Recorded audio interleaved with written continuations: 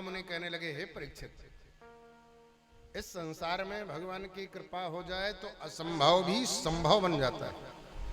मस्कहीं करहीं विरंचवड़ अजहि मसकते हीन। एक मच्छर को ब्रह्मा और ब्रह्मा को मच्छर बनाने का सामर्थ्य भगवान में है। इसलिए कभी भी अहंकार नहीं करना कि मैं फलाना व्यक्ति हूं और ये तो मेरे से बहुत छोटा है। अरे न जाने कितने कटोरा लेने वाले लोगों को, राज वालों को एक रोटी के टुकड़े के लिए मोहताज होते हुए देखा है। कभी भी अहंकार मत करना। पुरुष होत है बली नहीं, समय होत बलवान। भीलन लूटी गोपिका, वही अर्जुन वही बाण। इसलिए कभी भी अहंकार मत करना, कभी किसी को छोटा मत समझना। हर व्यक्ति संसार में बड़ा होता है। बस जय क्षण रघुपति जस करे, तय क्षण तहाँ तस होए। भगवान जिस समय जिस व्यक्ति से जो कराना चाहते हैं वही व्यक्ति कर बैठता है। ना तो कोई छोटा होता ना कोई बड़ा होता।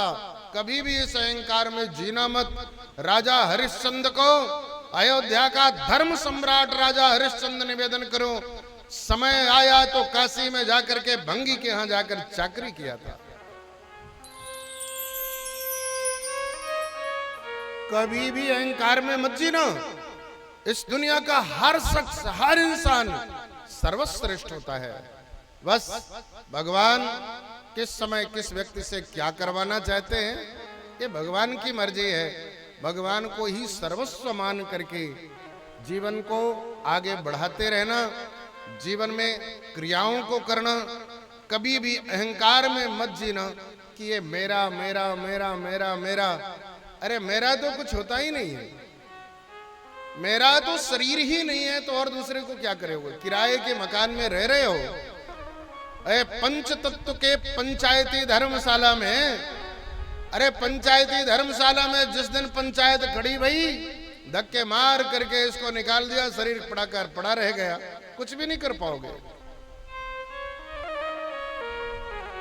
कभी भी किसी अहंकार में मत जीना। भगवान के पास तो बस एक निवेदन करो, मैं आपका दास हूं, आप मेरे स्वामी हो। मैं जैसा भी हूं आपका हूं। जहां भी रहूं आपके चरणों में रहूं, आपके स्मृति में रहूं। इसके अलावा दुनिया में मुझे कुछ भी नहीं चाहिए। भगवान से हमेशा कहते रहो, मेरा आप की कृपा से सब काम हो रहा है। मेरा आपकी कृपा से सब काम हो रहा है। आपकी कृपा से। मैं तो कुछ हूं ही नहीं, मैं तो एक नाचीज हूं। और नाचीज हूं तो किस चीज का अहंकार पालना भाई? अरे जब करने कराने वाले भगवान ही हैं तो किस लिए अहंकार पालो? भगवान ही सब कुछ करते हैं, इसलिए कभी भी अहंकार में मत जीना। महाराज परीक्षित कहने लगे, महाराज आज तो मुझे भरोसा हो गया। संसार में बड़े बड़े साधु संत तपस्वी ज्ञानी, तीर्थों में रहने वाले, गुफाओं में रहने वाले बड़े बड़े महात्मा ही माया मुक्त हैं। बाकी संसार में कोई माया मुक्त नहीं हो सकता। थोड़ा सा और घुमा दो तो ये रिटर्न इसमें नहीं आएगा, माइक में नहीं आएगा। थोड़ा सा और घुमाओ, हल्का सा, बस।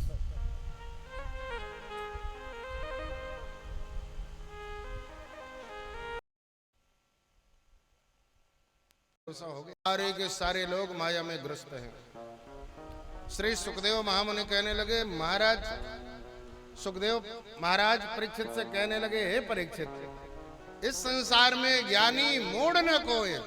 जय क्षण रघुपति जस करें, तय क्षण तहाँ तस होय।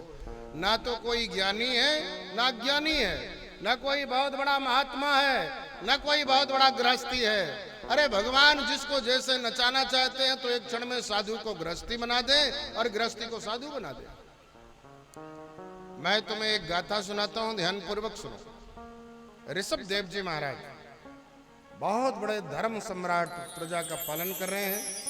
धर्म पत्नी के साथ में बेटा, राज परिवार, राज्य में किसी तरह की कोई चीज की कमी नहीं। जब वैराग्य नहीं हुआ तो जबरदस्ती पुत्रों को राज्य दे करके जंगल की ओर चले गए। गंडकी नदी के किनारे साधना करने लगे। इनका नाम हुआ भरत मुनि। और भरत मुनि जब साधना करने लगे तो इतनी कठोर साधना किया कि सूखी पत्तियों को चबा करके गंडकी नदी का पानी पिए और जीवन यापन करने लगे। अचानक एक दिन की बात है, गर्मी का महीना, दोपहर के समय में गंडकी नदी में स्नान करने गए। उसी काल में मृगों का झुंड पानी पीने आया था।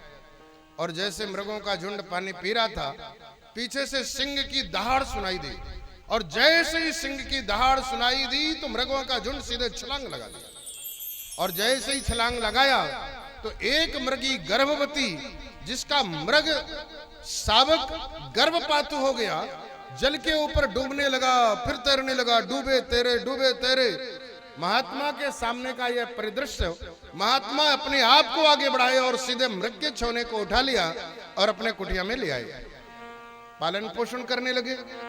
और जैसे ही पालन पोषण करने लगे, भरत नाम के महात्मा की इतनी आसक्ति, चारों तरफ मृग को ही देखने लगे। हर पल मृग के बारे में सोचे। और जैसे ही मृग के बारे में सोचे तो एकदम मृग का चिंतन करते करते करते करते मृगमय बुद्धि हो गई।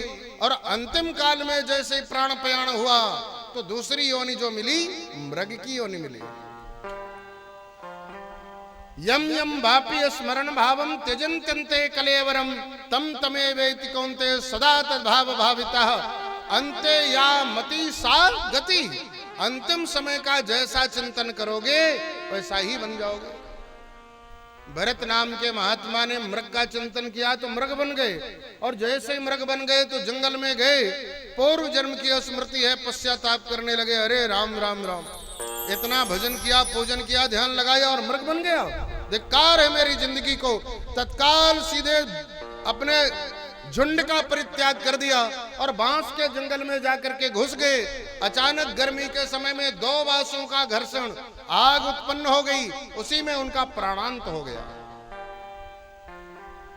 और जैसे प्राणांत हुआ, तीसरी योनि ब्राह्मण के घर में पैदा भई।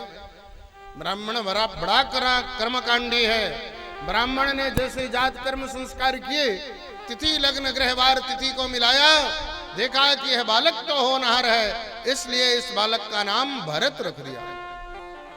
पहले योनि में भरत, दूसरी योनि में मृग और तीसरी योनि में फिर से भरत।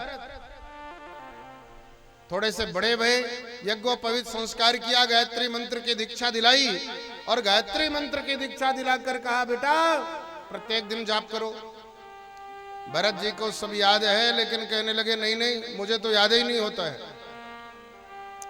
मन में सोचा अगर गायत्री मंत्र का मैंने जाप किया तो पिताजी कहेंगे जाओ पंडिताई करो, कर्मकांड करो। और कर्मकांड करूंगा तो चक्कर में पड़ूंगा, या कारण से मैं तो भगवान का ही भजन करूं। यज्ञोपवीत संस्कार के बाद में त्रिकाल संध्या जब भरत जी महाराज ने नहीं किया, एक दिन पिताजी ने बुलाया और कहा इधर आ, तो गायत्री मंत्र का जाप क्यों नहीं करता? कहा पिताजी याद ही नहीं होता। याद नहीं होता? चल मेरे सामने बैठ, मैं तुझे याद कराता हूं। जैसे ही पास में बैठाया, 108 बार गायत्री मंत्र रटाया। कहा आप बताओ। कहा क्या? बोले अभी तक कहां था तू? बोला पिताजी मैं तो सामने वाले बिल की ओर देख रहा था, अभी तक इसमें 703 चींटियां घुस चुकी हैं। एक थप्पड़ खींच के मारा, मूर्ख, मैं तुझे गायत्री मंत्र रटा रहा हूं और तू चींटियां गिन रहा है। जड़ भरत है तू, भरत नहीं जड़ भरत, मोटी बुद्धि वाला, सूक्ष्म बुद्धि नहीं है तेरी। सारे सौतेले भाई जड़ भरत कहने लगे। अचानक माता पिता का स्वर्गवास हो गया। और जैसे ही स्वर्गवास हुआ, स्वर्गवास के पश्चात में घर में मात्र सौतेले भाई सौतेलियां भाभी घर का सारा काम कराएं। जब खाने की बारी आए तो रात का भोजन सुबह, सुबह का भोजन रात में। एक दिन किसी काम को बोला, काम नहीं कर पाए, भाइयों ने थप्पड़ मार के घर से बाहर निकाल दिया, चला जा। तो जैसे निकम्मे भाई की हमें कोई जरूरत नहीं है, घर में बैठा बैठा आलसी भोजन भट्ट केवल भोजन करता रहता है, चला जा तू यहां से। भरत जी तो चाहते ही थे कि हम चले जाएं। जैसे ही आगे गए तो गांव के लड़कों ने कहा देखो पागल बाबा पागल बाबा। भरत जी महाराज सोचने लगे बढ़िया उपाय। तत्काल सारे कपड़ों को फाड़ लिया, कीचड़ पोत लिया पूरे शरीर में, और जैसे कीचड़ पोता तो अब कोई नहीं आता। आपको पता है इस दुनिया में दो व्यक्तियों से कभी भी कोई मतलब नहीं रखता, कोई भी उससे मतलब नहीं रखता। किससे किससे? एक तो निर्धन जिसके जेब में कुछ भी ना हो, और दूसरा पागल। पागल से भी कभी कोई मतलब नहीं रखेगा। भरत जी महाराज सोचने लगे ये बढ़िया उपाय है।